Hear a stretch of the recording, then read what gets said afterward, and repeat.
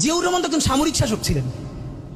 একজন সামরিক শাসক সামরিক ফরমান জারি করে দেশে গণতন্ত্র ফিরেছে, পৃথিবীতে এই নজির নাই যেটা জিয়াউর রহমান করছেন। আপনারা কি জানেন এই যে জিয়াউর রহমান গণতন্ত্র ফিরাইলেন, যার মাধ্যমে আওয়ামী লীগও রাজনীতি করার সুযোগ পাইল বাকশালের পর, সেটা কিসের মধ্য দিয়ে? তখন তো সংসদ নাই, সংবিধান তো সংশোধনও করা যাইতেছিল না। কিসের মধ্য দিয়ে? জিয়াউর রহমানের সামরিক ফরমানের মধ্য দিয়ে। পৃথিবীর একমাত্র একজন সামরিক শাসক যিনি ফিল করলেন না সামরিক পন্থা দিয়ে করা যাবে না, গণতন্ত্রে ফিরতে হবে। এবং দেখেন হাসিনারে এবং আওয়ামী লীগের চরিত্রটাই হলো এরকম, এর যে একটু ভালোবাসে তার এসে হত্যা করে। শহীদ প্রেসিডেন্ট জিয়াউর রহমান শেখ হাসিনাকে দেশে আসার অনুমতি দিয়েছিলেন, সুযোগ দিয়েছিলেন এবং বলছে থাক সবাই রাজনীতি করুক। আসার 1 মাসের মধ্যে জিয়াউর রহমান শহীদ হয়ে গেছে, 13 দিনের মধ্যে। এবার দেখেন এই যে আমরা এখন যারা সবাই করতেছি, সুতরাং এটা একটা বিষ। এই বিষের সাথে আমরা কিভাবে লড়াই করব? জাতীয় ঐক্যমত্য তৈরি করতে হবে। সুতরাং পলিটিক্যাল পার্টি এবং সবার প্রতি একটা কথা, প্লিজ আপনারা বিএনপিকে শতভাগ কর্নার করে দিন না।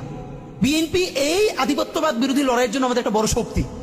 এই শক্তিকে এত বেশি কর্নার করা যাবে না যাতে তারা গিয়ে আওয়ামী লীগের হাত ধরে ফেলে। তারা যদি আওয়ামী লীগের হাত ধরে ফেলে তাহলে লড়াইটা তো আমাদের জন্য আরো কঠিন হয়ে যাবে। বরং বিএনপির প্রতি আমাদের চ্যালেঞ্জ হলো, যেই বিএনপি বাকশালী সংবিধানের প্রতি প্রেম দেখাবে তার শহীদ জিয়ার ছবিটা সামনে এনে বলতে হবে যে এই বাকশালী সংবিধান তো জিয়াউর রহমানই ছুঁড়ে মারছিল। বেগম জিয়া বলেছেন এই সংবিধানকে ছুঁড়ে ফেলা হবে। এখন বেগম জিয়ার চেয়েও নতুন বিএনপি আসছে, বেশি প্রেমের বিএনপি।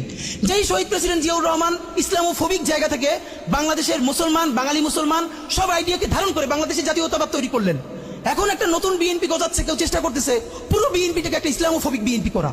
এ কি ভাই? ইসলামোফোবিক বিএনপি সে কোথায় যাবে? সে কি দিল্লি যাইতে চায়? আমরা আমাদের প্রথম চ্যালেঞ্জ হলো স্বাধীনতা সার্বভৌমত্ব রক্ষার স্বার্থে এই বিএনপিকে শহীদ জিয়ার কাছেই রাখতে হবে, এই বিএনপিকে বেগম জিয়ার কাছেই রাখতে হবে।